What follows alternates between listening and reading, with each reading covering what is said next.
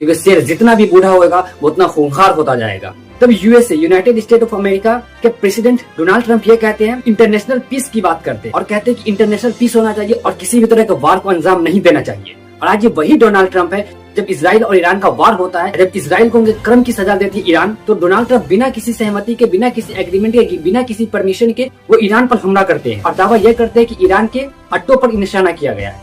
अब कहाँ का इंटरनेशनल पीस? लेकिन बात यह नहीं कि वो इंटरनेशनल पीस चाहते, लेकिन बात यह कि वो मुसलमानों को तबाह करना चाहते।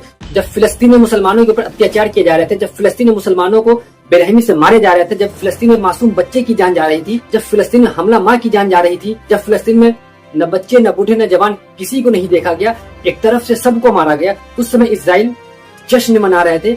उस समय उन्हें बच्चे मजलूम की कोई फिक्र नहीं हो रही थी। लेकिन जब आज ईरान ने उनका बदला दिया, जब आज ईरान ने उन्हें मुंहतोड़ जवाब दिए, तो आज वो ये कहते हैं stop the war, we want peace and forgive Iran. ध्यान से देखिए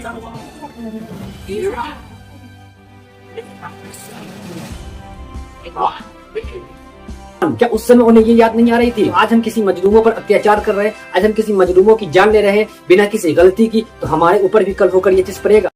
जो ये सवाल करते थे ना कि इमाम हुसैन करबला में अकेले कैसे पड़ गए थे, और यजीद की इतनी फौज होने के बावजूद किस तरह से इमाम हुसैन ने अकेला डटकर सामना किए थे, तो आज ईरान को देखकर समझ सकते हैं कि आज खुमैनी अकेले लड़ाई कर रहे हैं, उनसे युद्ध कर रहे हैं उन जालिमों के खिलाफ। लेकिन आज जो मुस्लिम देश अपने आप को मुस्लिम देश कहते हैं, अपने आप को मुस्लिम समर्थन कहते हैं, अपने आप को इस्लाम के मानने वाले कहते हैं और अपने आप हजरत मोहम्मद सल्लल्लाहु तआला अलैहि वसल्लम के सुन्नतों पर अमल करने वाले कहते हैं, तो आज देखें किस तरह से ईरान संघर्ष कर रहा है अकेला, लेकिन उसके तरफ से किसी भी मुस्लिम कंट्री का सपोर्ट नहीं मिल पा रहा। जैसे तमाम मुस्लिम कंट्री अपने आप में आज चूड़ियां पहनकर बैठ जाए कि जो हमारे नबी की उम्मती का नहीं वो किसका हो सकता है। और खास करके puppet of USA United state of America का नाम लेने की जरूरत नहीं, सभी को पता है पपेट ऑफ यूएसए कौन है। उन सभी को चूड़ियां पहनकर बैठ जाने की जरूरत है। लेकिन शेर जितना भी भूखा हो जाए वो कभी अपना शिकार नहीं छोड़ता है, और अगर वो दोबारा शिकार करने आता तो वो पहले से भी कई ज्यादा खूंखार हो जाता है। आज खुमैनी ने भी इस चीज को साबित कर दिया।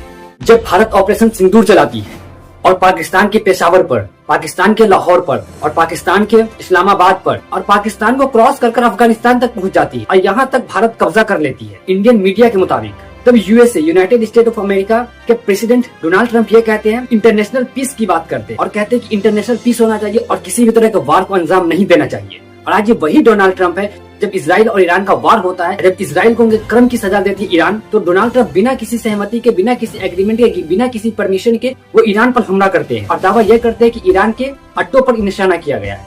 अब कहाँ का इंटरनेशनल पीस? लेकिन बात यह नहीं कि वो इंटरनेशनल पीस चाहते, लेकिन बात यह कि वो मुसलमानों को तबाह करना चाहते। लेकिन लिख ले, कभी भी मुसलमान तबाह नहीं हो सकता है। जब भी अगर किसी कौम को तबाह करने के ऊपर अगर बात आएगी तो मुसलमान हमेशा वहाँ पर डट के खड़ा हुआ है और मुसलमान को कोई भी कौम तबाह नहीं कर सकती। भले आज मुसलमान शिया, सुन्नी, शेख, पठान, वहाबी इन सबों में लड़ रहा है, लेकिन फिर भी मुसलमान की यूनिटी एक है क्योंकि उनका पैगंबर एक है। वो सिर्फ मानते हैं तो सिर्फ अल्लाह को, और वो किसी बुतों की पूजा नहीं करते। और उस ऑपरेशन का नाम ऑपरेशन मिडनाइट हैमर रखते हैं। आखिर इतने गुंडागर्दी करने के बावजूद तो इंटरनेशनल पीस की बात करते हैं। और जो कल उन्होंने वॉर किया ईरान पर, एक इंटरनेशनल लॉ का उल्लंघन है, इंटरनेशनल लॉ का वायलेशन है। लेकिन उन्हें क्या फर्क पड़ता है क्योंकि यूएन उनकी है, इंटरनेशनल लॉ उनकी है, वो जैसे चाहेंगे वैसे लॉ को ब्रेक कर सकते हैं। लेकिन अगर कोई अनदर कंट्री का लोग कर दे जो कि कमजोर मुल्क का हो, जिनके पास मिलिट्री पावर कमजोर हो, अगर वो कर दे ऐसा, तो आज यूएसए चढ़ जाएगी उसके ऊपर और सीज फायर करवाएगी। लेकिन जितने भी Muslim countries they are puppets, वो एक पपेट है। लेकिन जितने मुस्लिम कंट्रीज है they are puppet to another countries. लेकिन कौन सी कंट्रीज है आप लोग बखूबी जानते हो उसके बारे में, क्योंकि ईरान को अभी इस वक्त सपोर्ट की जरूरत है। चाहे आप सपोर्ट करें या ना करें, ईरान अपनी बात खुद लड़ सकती है, क्योंकि ईरान को किसी भी सपोर्ट की जरूरत नहीं है। क्योंकि ईरान ने अपने बलबूते इन वार को अंजाम दिया है और दहशत गर्दी को जड़ से खत्म करने का ये ठाना है। क्योंकि शेर जितना भी बूढ़ा होगा वो उतना खूंखार होता जाएगा। जय हिंद।